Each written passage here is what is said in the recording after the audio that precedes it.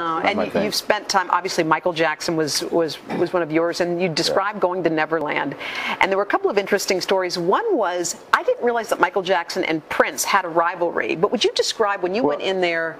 In the 80s, Michael Jackson and Prince were arguably the biggest artists in the world at a particular time, right? Thriller or Purple Rain, I mean, they were big. Yeah. Hard to beat them. Yeah, it was hard to beat them. So I didn't realize that there was any rivalry, and I'm not sure that it was a rivalry as much as it was Michael having a fun moment. Oh, and what was the moment? So the moment was... And the moment was, you know, there's a famous video on YouTube of a James Brown show, and Michael was on stage with James Brown, and he knew Prince was in the audience, and he invited Prince up, and you know, it wasn't, and I love Prince. He is absolutely my favorite artist in the world, right? But it wasn't his greatest day. Yeah. I guess where they read in the book how you spoke of Michael Jackson as being cold as ice.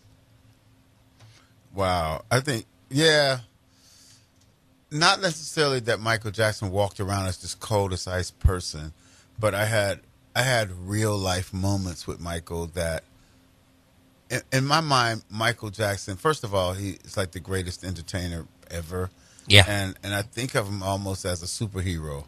Right. And so I think I was just a little bit stunned that he was just normal. Because what may appear cold as ice was just because in my mind I saw him as this character, almost this fictional character. And in truth, he's Michael. He's a Jackson. He's a real guy. And you ask him a real question, he'll give you a real answer. You know?